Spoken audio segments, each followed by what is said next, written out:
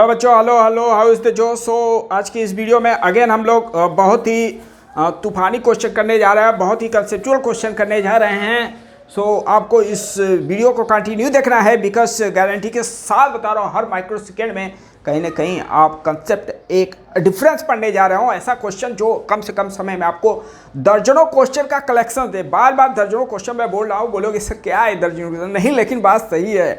दर्जनों क्वेश्चन का मैं सिलेक्शन का गारंटी के साथ ले रहा हूँ सर। 10 क्वेश्चन 20 क्वेश्चन का एक क्वेश्चन मैं दे रहा हूँ, सही है। तो क्वेश्चन क्या है बेटा, ये है अपना पेंडुलम। प्रीवियस लेक्चर में पेंडुलम से बहुत रिलेटेड क्वेश्चन कराया था। तो आप लोग बोले कि भैया इतना सिंपल क्वेश्चन, अरे ये सब तो ऐसे ऐसा, तो मैं कहा कि लो और सिंपल क्वेश्चन ले लो। तो यहाँ पे क्या है क्वेश्चन, अभी इसमें आपको थोड़ा फील करा रहा हूँ। क्वेश्चन क्या है, क्या है, एक रॉड है, तो इसको कहाँ से, सेंटर से कहाँ से हिंज किया जाए। तो सेंटर पे अगर हिंज कर दियो तो इधर उधर होगा ही नहीं, तो टाइम पीरियड तो निकल नहीं पाएगा। तो वही बोला है कि सेंटर से कितने डिस्टेंस पे इसको हिंज किया जाए, सो दैट फ्रिक्वेंसी क्या हो जाए, फ्रिक्वेंसी मैक्सिमम हो जाए। बेटा यही है आपका क्वेश्चन। तो क्वेश्चन मैं लिख दिया हूँ, तो लेट कर लिया एक्स डिस्टेंस पे, यहाँ पे इसको कर दिया बेटा हिंज। क्या कर दिया हूँ, हिंज। क्लियर है क्या, हिंज समझ में आ गया बेटा, हिंज जिसके अबाउट वो घूम रहा है, दरवाजा जिसके अबाउट तो अब इसके अबाउट मुझे क्या निकालना है, फ्रिक्वेंसी। तो आप कहोगे सर अरे फ्रिक्वेंसी का तो फार्मूला बताया नहीं, इसी में सर वो लपेट दिया क्वेश्चन। अरे ध्यान से समझो बेटा, मन लगा के पढ़ोगे तब न होगा। 2 under root moment of inertia अपान में mg इंटू वाई। वाई क्या था, सेंटर से हिंज पॉइंट के बीच का डिस्टेंस था। अब बेटा टाइम पीरियड आ गया, बोलोगे सर फ्रिक्वेंसी आप पूछो। अरे फ्रिक्वेंसी टाइम पीरियड में रिलेशन पूरे दुनिया को मालूम है, तो आपको क्यों नहीं मालूम है। क्लास 9th में, क्लास 10th में ऐसे दर्जनों क्वेश्चन है, टाइम पीरियड फ्रिक्वेंसी क्या है। तो टाइम पीरियड जो था फ्रिक्वेंसी का रेसिप्रोकल था। तो अगर यहाँ से बेटा फ्रिक्वेंसी निकाला जाए तो क्या लिखोगे बेटा, 1/2 रेसिप्रोकल कर लो इसका। तो mg इंटू वाई चला गया ऊपर, अपान में क्या लिखोगे, मोमेंट ऑफ इनर्शिया। सही है। अब इसी को मुझे तामझाम इसी में करना है, क्लियर है। अब इसके बाद तो मैथ है बेटा। चलो ये समझ में आ गया कैसे फ्रिक्वेंसी है। अब लिखते हैं भैया, इसके लिए लिखते हैं 1/2 mg मास है g इंटू वाई, किसके बीच का डिस्टेंस, सस्पेंशन पॉइंट और सेंटर मास तो x है। अपान में क्या लिखेंगे, moment of inertia ml square 12। Parallel theorem use करो, पैरेलल थ्योरम।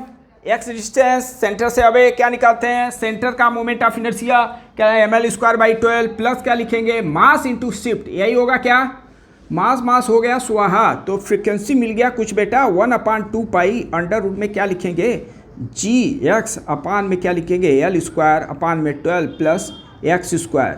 क्लियर है क्या, ये आ गया अपना फ्रिक्वेंसी। अब बोलोगे फ्रिक्वेंसी तो सही है सर, आप मैक्सिमम फ्रिक्वेंसी पूछो। तो चलो हम मैक्सिमम फ्रिक्वेंसी कैसे निकालते हैं।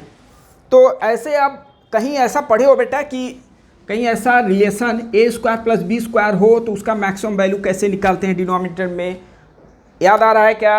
पावर क्या होता था, I² इंटू R।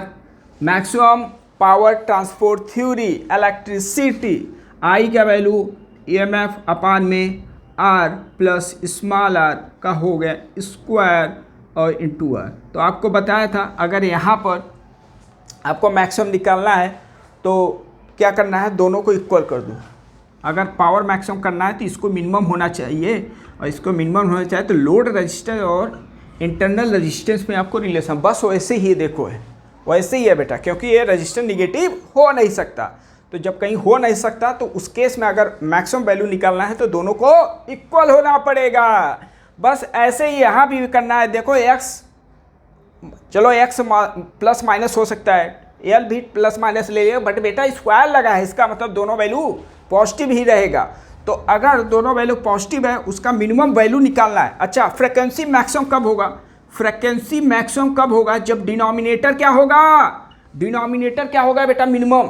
और डिनोमिनेटर मिनिमम होने के लिए वही आपको कंसेप्ट बताइए, इसको क्या होना चाहिए, मिनिमम होना चाहिए। और मिनिमम के केस में ये याद रखे रहना है, l² upon 12 equal to x। दोनों वैल्यू इक्वल हो जाता है तो मैं ऐसा एक कंसेप्ट बता रहा हूं जो कहीं और जगह कंसेप्ट यूज कर सकते हो और उसका आंसर निकाल सकते हो और सटीक क्वेश्चन का सटीक आंसर होगा बेटा, एक गारंटी के साथ बोल रहा हूं। ओके, तो यहाँ पे x का वैल्यू अगर निकाला जाए बेटा तो एल अपान में फैक्टर इसका कर लो 4 × 3, तो रूट हो गया 4 का रूट 2 हो गया और रूट 3। तो अब एग्जाम में आ गया क्वेश्चन कि पेंडुलम एक रॉड है, उसके सेंटर से कितने डिस्टेंस पे उसको हिंज किया जाता है कि फ्रिक्वेंसी क्या हो जाए, मैक्सिमम हो जाए।